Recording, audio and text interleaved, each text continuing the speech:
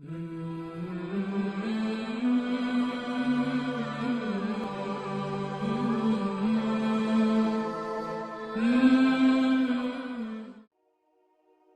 شمشاد کی لکڑی کا ایک صندوق تھا جو حضرت آدم علیہ السلام پر نازل ہوا تھا۔ یہ آپ کی آخری زندگی تک آپ کے پاس ہی رہا، پھر بطور میراث یکے بعد دیگرے آپ کی اولاد کو ملتا رہا، یہاں تک کہ حضرت یعقوب علیہ السلام کو ملا اور آپ کے بعد آپ کی اولاد بنی اسرائیل کے قبضے میں رہا، اور حضرت موسیٰ علیہ السلام کو مل گیا تو آپ اس میں تورات شریف اور اپنا خاص سامان رکھنے لگے۔ یہ بڑا ہی مقدس اور بابرکت صندوق تھا۔ بنی اسرائیل جب کفار سے جہاد کرتے تھے اور کفار کے لشکروں کی کثرت اور ان کی شوکت دیکھ کر سہم جاتے اور ان کے سینوں میں دل دھڑکنے لگتے تو وہ اس صندوق کو اپنے آگے رکھ لیتے تھے، تو اس صندوق سے ایسی رحمتوں اور برکتوں کا ظہور ہوتا تھا کہ مجاہدین کے دلوں میں سکون اور اطمینان کا سامان پیدا ہو جاتا تھا، اور مجاہدین کے سینوں میں لرزتے ہوئے دل پتھر کی چٹانوں سے زیادہ مضبوط ہو جاتے تھے۔ اور جس قدر صندوق آگے بڑھتا تھا، آسمان سے نصر من اللہ فتح قریب کی بشارت عظمیٰ نازل ہوا کرتی اور فتح مبین حاصل ہو جایا کرتی تھی۔ معزز ناظرین، بنی اسرائیل میں جب کوئی اختلاف پیدا ہوتا تھا تو لوگ اسی صندوق سے فیصلہ کرواتے تھے۔ صندوق سے فیصلہ کی آواز اور فتح کی بشارت سنی جاتی تھی۔ بنی اسرائیل اس صندوق کو اپنے آگے رکھ کر اور اس کو وسیلہ بنا کر دعائیں مانگتے تھے، تو ان کی دعائیں مقبول ہو جاتی تھیں اور بلاؤں کی مصیبتیں اور وباؤں کی آفتیں ٹل جایا کرتی تھیں۔ الغرض یہ صندوق بنی اسرائیل کے لیے تابوت سکینہ، برکت و رحمت کا خزینہ اور نصرت خداوندی کے نزول کا نہایت مقدس اور بہترین ذریعہ تھا۔ مگر جب بنی اسرائیل طرح طرح کے گناہوں میں ملوث ہو گئے اور ان لوگوں میں معاصی و طغیان اور سرکشی و عصیان کا دورہ ہو گیا تو ان کی بدعمالیوں کی نحوست سے ان پر خدا کا یہ غضب نازل ہو گیا کہ قوم عمالقہ کے کفار نے ایک لشکر جرار کے ساتھ ان لوگوں پر حملہ کر دیا۔ ان کافروں نے بنی اسرائیل کا قتل عام کر کے ان کی بستیوں کو تاخت و تاراج کر ڈالا، عمارتوں کو توڑ پھوڑ کر سارے شہر کو تہس نہس کر ڈالا اور اس متبرک صندوق کو بھی اٹھا کر لے گئے۔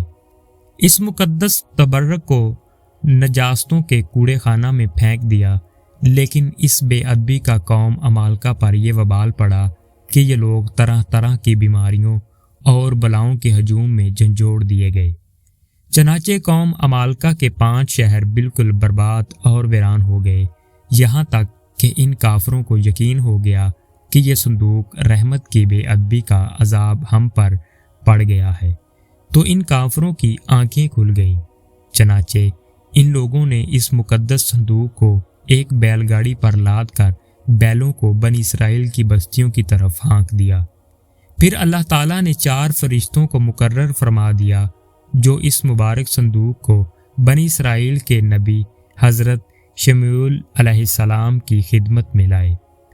اس طرح پھر بنی اسرائیل کی کھوئی ہوئی نعمت دوبارہ ان کو مل گئی، اور یہ صندوق ٹھیک اس وقت حضرت شمیعول علیہ السلام کے پاس پہنچا جبکہ حضرت شمیعول علیہ السلام نے طالوت کو بادشاہ بنا دیا تھا، اور بنی اسرائیل طالوت کی بادشاہی تسلیم کرنے پر تیار نہیں تھے۔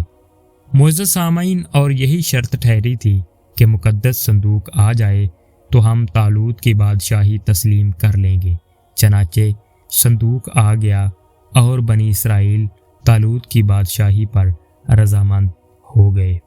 اس مقدس صندوق میں حضرت موسیٰ علیہ السلام کا عصا اور ان کی مقدس جوتیاں، اور حضرت ہارون علیہ السلام کا امامہ، حضرت سلیمان علیہ السلام کی انگوٹھی، تورات کی تختیوں کے چند ٹکڑے، کچھ من و سلوہ، اس کے علاوہ حضرات انبیاء کرام علیہ السلام کی صورتوں کے حلیے وغیرہ سب سامان تھے۔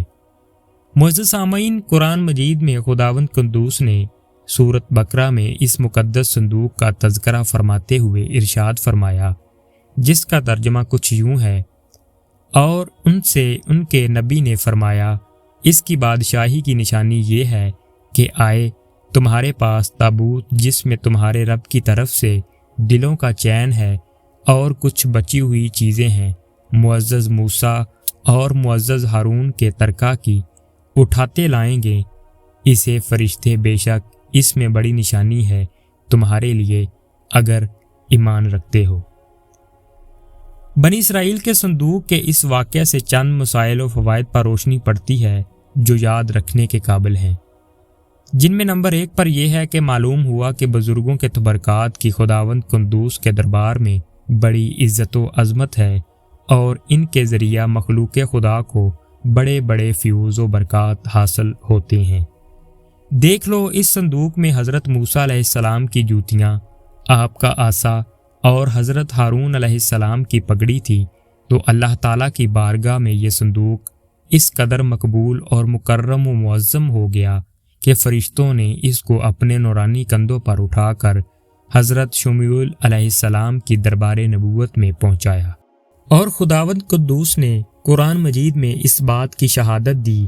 کہ یعنی اس صندوق میں تمہارے رب کی طرف سے سکینہ یعنی مومنوں کے قلوب کا اطمینان اور ان کی روحوں کی تسکین کا سامان ہے۔ مطلب یہ کہ اس پر رحمت الہی کے انوار و برکات کا نزول اور اس پر رحمتوں کی بارش ہوا کرتی تھی،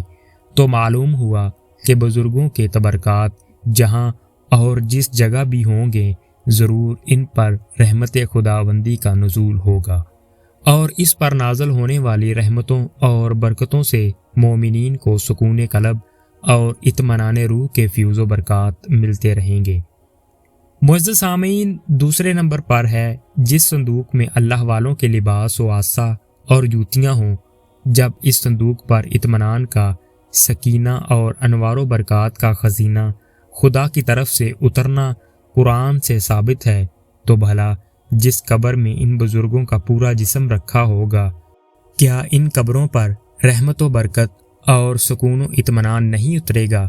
ہر عاقل انسان جس کو خداوند عالم نے بصارت کے ساتھ ساتھ ایمانی بصیرت بھی عطا فرمائی ہے، وہ ضرور اس بات پر ایمان لائے گا کہ جب بزرگوں کی لباس اور ان کی جوتیوں پر سکینہ رحمت کا نزول ہوتا ہے تو ان بزرگوں کی قبروں پر بھی رحمت خداوندی کا خزینہ ضرور نازل ہوگا، اور جب بزرگوں کی قبروں پر رحمتوں کی بارش ہوتی ہے تو جو مسلمان ان مقدس قبروں کے پاس حاضر ہو کر ضرور اس پر بھی بارش انوار رحمت کے چند قطرات برس ہی جائیں گے،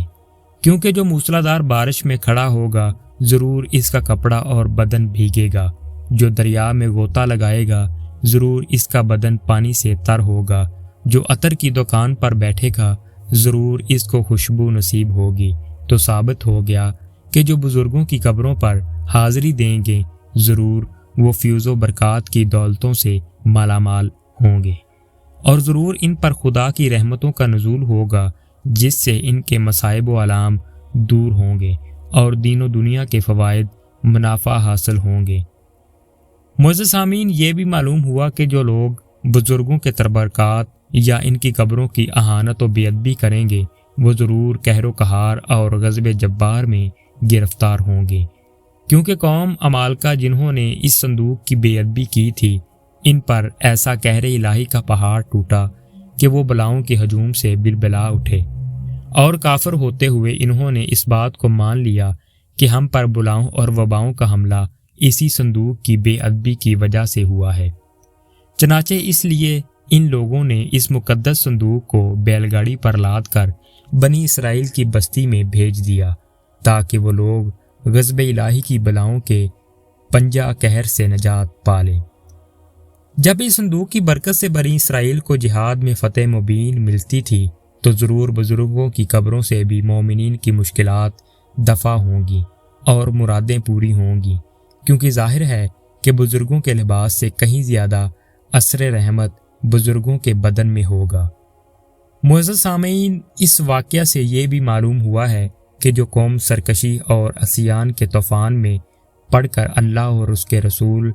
صلی اللہ علیہ وآلہ وسلم کی نافرمان ہو جاتی ہے، اس قوم کی نعمتیں چھین لی جاتی ہیں۔ چنانچہ آپ نے پڑھ لیا کہ جب بنی اسرائیل سرکش ہو کر خدا کے نافرمان ہو گئے اور قسم قسم کی بدکاریوں میں پڑ کر وہ گناہوں کا بھوت ان کے سروں پر عفریت بن کر سوار ہو گیا، تو ان کے جرموں کی نحوستوں نے انہیں یہ برادن دکھایا کہ صندوق سکینہ ان کے پاس سے قوم عمالقہ کے کفار اٹھا لے گئے، اور بنی اسرائیل کئی برسوں تک اس نعمت عظمیٰ سے محروم ہو گئے۔